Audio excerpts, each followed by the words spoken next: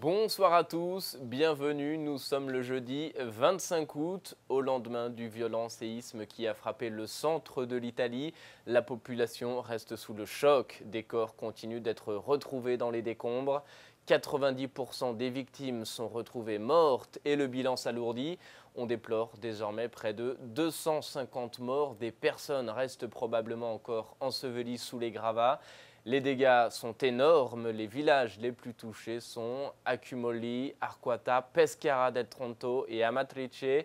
D'autres villages ne déplorent que des dégâts matériels.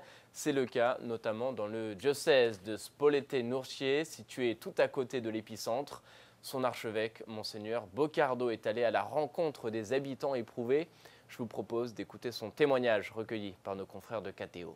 Le pape a dit « Je voudrais que tous ces gens-là entendent, sentent la caresse et la communion et la solidarité de l'Église tout entière. » Eh bien, c'était vraiment une parole de consolation pour des gens qui sont tellement éprouvés. Il faut noter que la plupart des habitants, c'est des personnes âgées, parce que c'est des petits villages de montagne où les jeunes sont partis pour des raisons de travail et de famille. Donc, il n'y a que les personnes âgées déjà terriblement éprouvées par les autres tremblements de terre. Et donc, quand je leur disais, vous avez entendu ce matin, le pape a dit, etc., pour eux, c'était vraiment une véritable caresse de tendresse et de soutien. En parlant avec un homme âgé hier matin, et je lui disais donc les paroles du pape, etc., essayant de le consoler. Et il m'a répondu, vous savez, quand Dieu donne le poids, il donne en même temps la force. Eh bien, je pense que la prière, c'est vraiment le moyen que nous avons pour atteindre la force, même pour faire face à des moments difficiles et douloureux comme ceux qu'on est en train de vivre maintenant.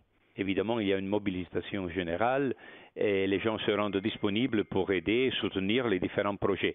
Il y a les structures de l'État, donc la politique locale, tous les responsables politiques qui prennent leurs responsabilités et nous venons en aide selon nos possibilités pour soutenir et accompagner les différentes initiatives de solidarité. Là, il y a eu vraiment un élan de générosité et de disponibilité. Plein de gens se sont rendus bénévoles à tous les niveaux.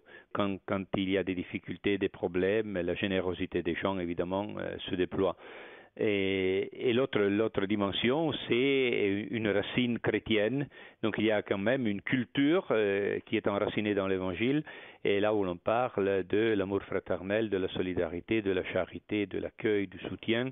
Et c'est surtout dans des occasions comme celle-là que cette mentalité et cette culture s'expriment au mieux. En même temps, la conférence des évêques d'Italie a lancé pour le dimanche 18 septembre une quête nationale pour soutenir les zones atteintes par le tremblement de terre.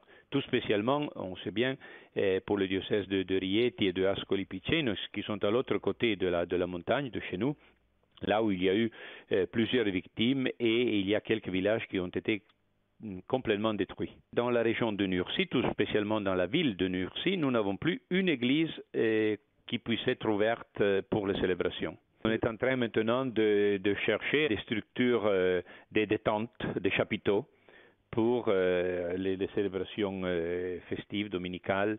Dimanche prochain, il y aura à Nurcie, je présiderai une messe d'action de grâce, parce que même dans la douleur et dans la détresse, on veut rendre grâce à Dieu. Dans le mystère de la communion des saints, c'est le bon Dieu qui prend d'un côté et donne de l'autre.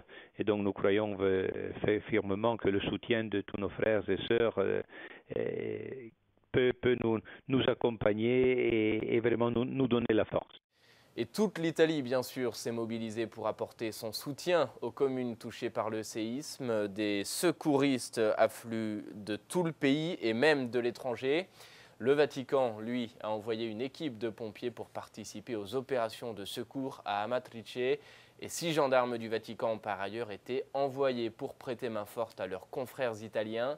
La conférence épiscopale italienne annonce quant à elle débloquer 1 million d'euros en faveur des sinistrés.